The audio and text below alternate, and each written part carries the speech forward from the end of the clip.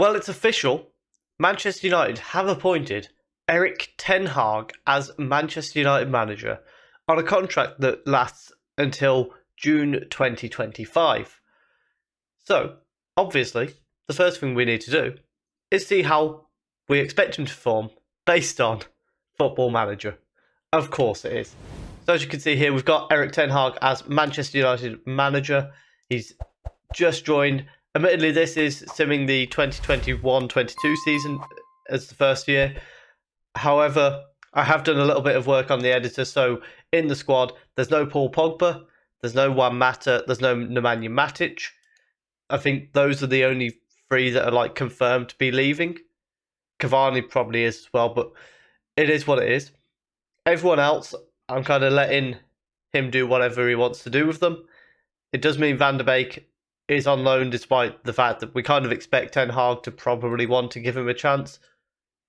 And we have also got in our staff the director of football, Ralf Rangnick. He's in for the same amount of time as Ten Hag is as the manager.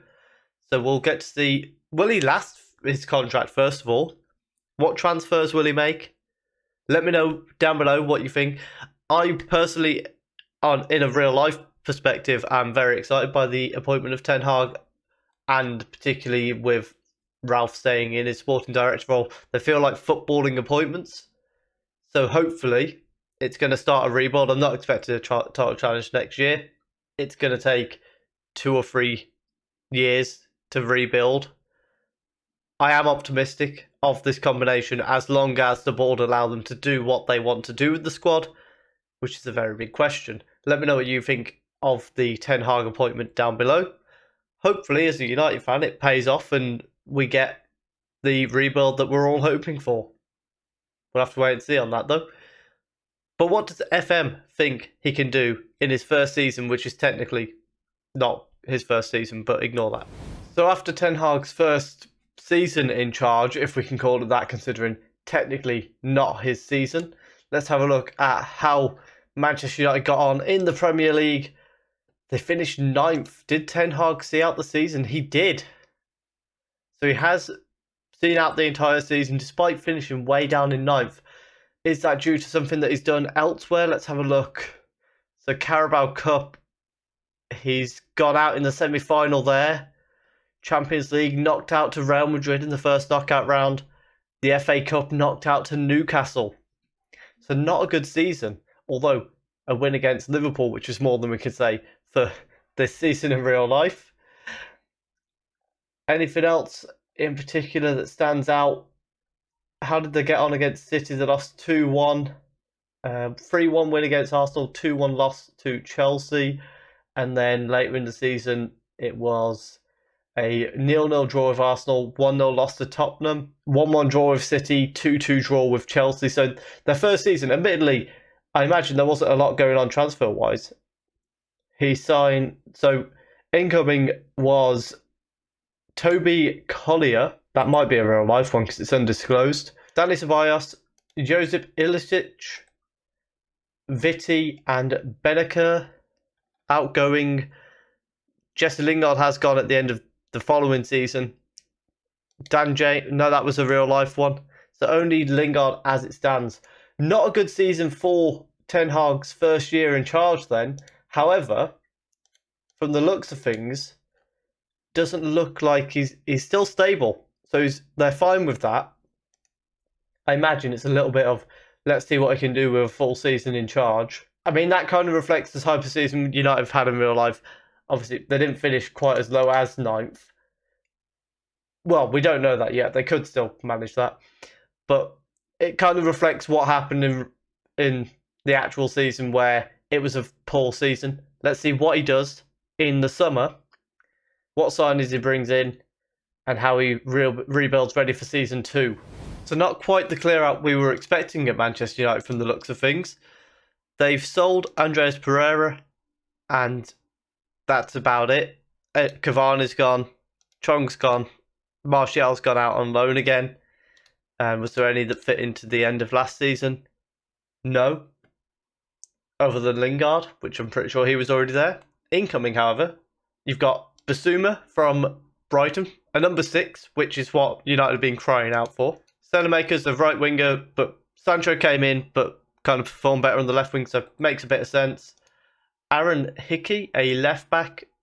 You'd think Shaw or Telles would have to leave for that to make a lot of sense, but I kind of get why you're bringing somebody in. He's also quite a young option. Thielman, who can play anywhere in the attacking area. Probably more of a rotation option. Gives us a bit more depth. Simic, a new striker. Questionable. 18 years old. He's probably come in as a bit of a backup to whoever is going to be the main striker, probably still Ronaldo. And then David Zimmer, a centre-back, something we definitely need. However, it doesn't look like he's going to be quite ready to be starting games yet, which I think is something United probably should have gone for. So it'll be interesting to see what he can do with this team that he's got now. They've had a good start to the season. A loss to Liverpool, draw with City, but wins against Leicester and Sheffield United. And through in the Carabao Cup, Van der Beek does appear to be back into the team. Early on, you can see Varane, Benacer, Vitti is playing. Salamakers is playing. Where is he playing? Is he playing right wing? He is. Delo seems to be getting favoured over Wan-Bissaka. Makes sense.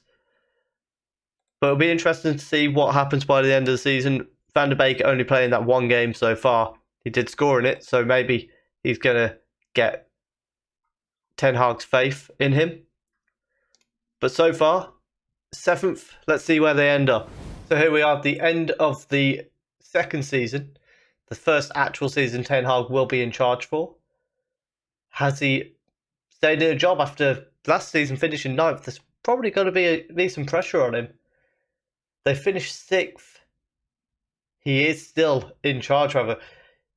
Cristiano Ronaldo is now the captain. Is that Maguire having left earlier in the season, perhaps? So Ahmed went to Real Madrid. Victor Lindelof left.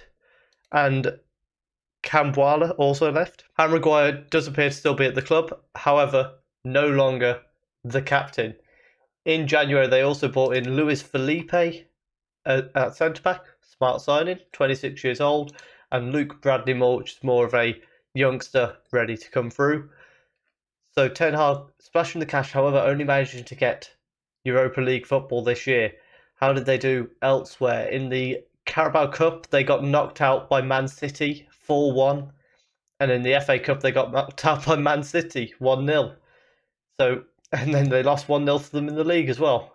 And drew 2-2 with them in the league. So he does stay in his job despite finishing down in 6th. Newcastle doing really well with their money. And Manchester City winning the Premier League once again, just ahead of Liverpool, Tottenham and Chelsea. I believe that's the same top 4 as last year, actually. Surely, though, at this point, Manchester United need to be pushing into that this year or next year. We're back in just a moment with the 3rd year of Ten Hag's time at Manchester United. Be interesting to see if he does last the full 5 years, 4 years. Is Ralph Rangnick still in charge of the director of football? He is indeed. And the Glazers are also still in charge. Overall, you'd say it's improvement, but it's not a lot of improvement. What did they get? 54 points, so an 8-point improvement. But ideally next year, they need to be in that top 4. It's kind of what you expected. Yeah, that we know there's a rebuild that needs to be done. But in real life, are the board going to accept not finishing top 4 during his first 2 seasons? Arguably not. Maybe, though. Maguire, you can see, is playing a lot less. Only 10 appearances from the start.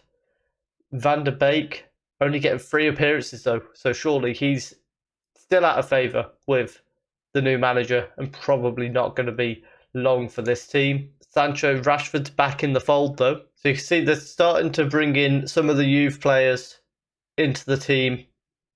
Starting to refresh some of the other positions, with Varane now mostly parting with Vitti, who's only 21. And then they've got Luis Felipe, who's 26, who could be coming in. Tuanzebe's still at the club as well, although not for very long. He's leaving to Frankfurt, so never mind. And Fred is also on his way out after only making 2 sub-appearances this year. Let's see how his 3rd season goes. Another season on, and we can see the job's not currently available. So where have they finished? They finished second. Ten Hag starting to bring United back up the table. A very good season, to be fair, only losing out on goal difference. Oh, that hurts. If they'd avoided defeat at Aston Villa, they'd have won the title. That is devastating. Absolutely devastating. Manchester City with Robert Lewandowski as the top goal scorer. Luis Diaz doing really well at Liverpool. But Manchester United, let's have a look. Transfer history. Anything on the end of last season? No. This season, Anthony Martial joined Juventus on a full-time deal. Tuanzebe went to Eintracht Frankfurt, as we knew. Fred left back to Brazil. Alex Telles has gone to Atalanta. Dylan Levitt left.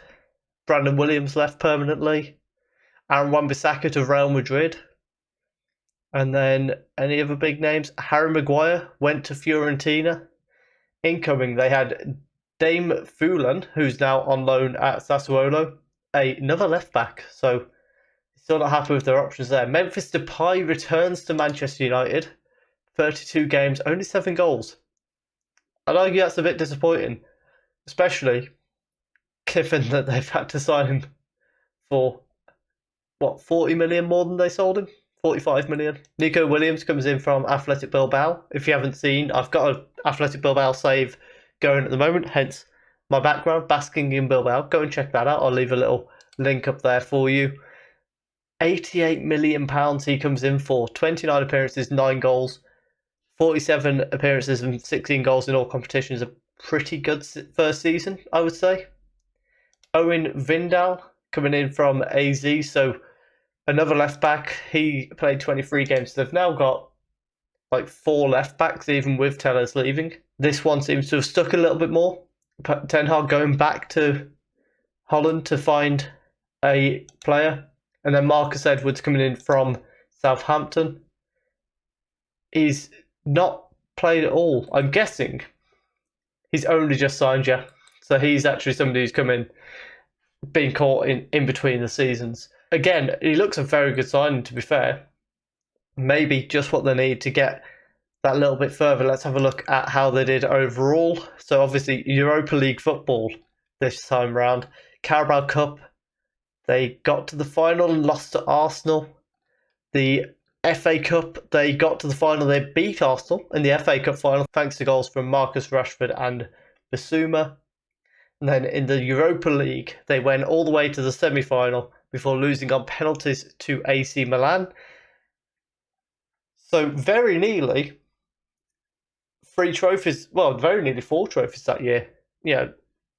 If the Carabao Cup final had gone slightly differently, they'd have won that.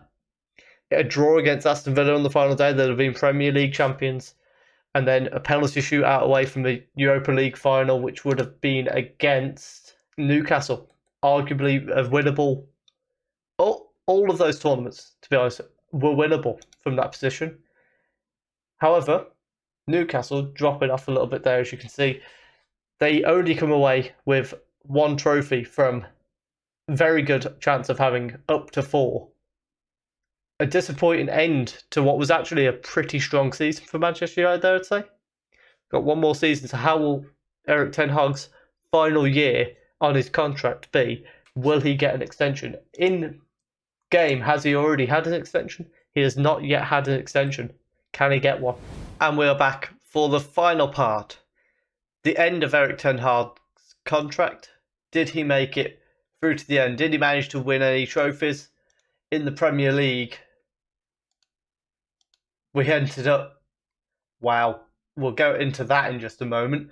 We ended up finishing 4th in his final year of his original contract. And he's gone. Was he sacked? No, he left to go and manage Chelsea. That's only happened very recently. He's gone to Chelsea, who appear to have won the Europa League from the looks of that. Yes, they won the Europa League. So he does not win the Premier League title during his 4 years in charge, 3 if we count from just when he officially takes over in real life. So according to this season, let's have a look through. Started off with a Community Shield win against Manchester City. Let's have a quick look at the transfers before we go too far into that, actually. Is there any that fitted on to the end of last season? Luke Bradley Morgan, who they only signed the year before. They sold for a small profit. And then nobody else on the incomings. Outgoings the year after. Scott McTominay went to Wolves for 21 million. Donny van der Beek left to go to Southampton, as I predicted. David Zima actually leaves along with Aaron Hickey. And Luke Shaw for £40 million goes to Chelsea, where Ten Hag has now joined him. Umar Soulé was brought in as a centre-back, another centre-back that they've brought in. He made 17 appearances. Remo Freuler, a central midfielder, obviously would have been needed with them selling Van der Beek and Scott McTominay. And then Darwin Núñez, somebody who United are linked with this year, has finally joined. £39 million, only made 7 appearances. So De Gea, Bruno, Nico Williams are the top appearance makers. Rashford with 25 goals, so he's really turned it on. 12 goals and 13 assists for Jadon Sancho there. You've got Shoretire was out on loan but had a good season wherever he was. Dani Ceballos ended up out on loan because of his work permit problems from the looks of that. And it looks like that must have been the year that Ronaldo retired from the looks of this. Let's have a look. Release players. Can we see Ronaldo? Yes, he retired and they never really replaced him from the looks of that. Well, Darwin Núñez kind of replaced him, but on the flip side, he barely played. So who was playing up front for them? It shows Darwin Núñez here, but I'm guessing it might have been Memphis Depay.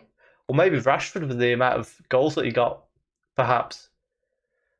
But overall, not a great season there. Let's have a look through here. So Carabao Cup, they went out in the 4th round to Tottenham on penalties. Champions League, they went out in the quarter-final against Leipzig. And the FA Cup, they went out in the 4th round to Blackburn. So overall, Football Manager not looking like Ten Hag is going to have a great time at Manchester United. If we have a look at the milestones here in competitions, got knocked out in the Carabao Cup semi-finals, knocked out of the FA Cup, knocked out in the first knockout round and then finished 9th. The following year, knocked out in the 3rd round, knocked out in the 4th round, finished 6th. Runners-up in the Carabao Cup, finally won the FA Cup, however, knocked out by Milan in the Europa League semi-final and finished 2nd in the Premier League.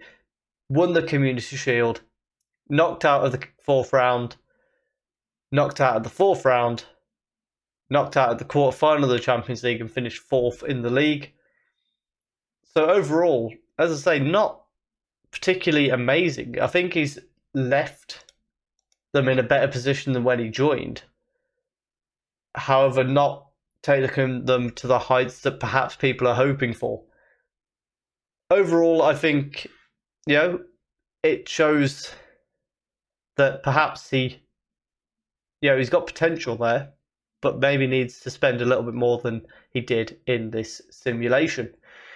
If you did enjoy that, please do leave a like. Let me know down below how you think Ten Hag's going to get on. I gave my thoughts earlier on in the video. Subscribe if you are enjoying the content. Do go and check out my other series, Unknown to World Known and Basking in Bilbao. We might look to do some more things like this as we go on. Look at some other new managers that might be coming in the summer. Subscribe if you are enjoying all the content, and thank you very much for watching.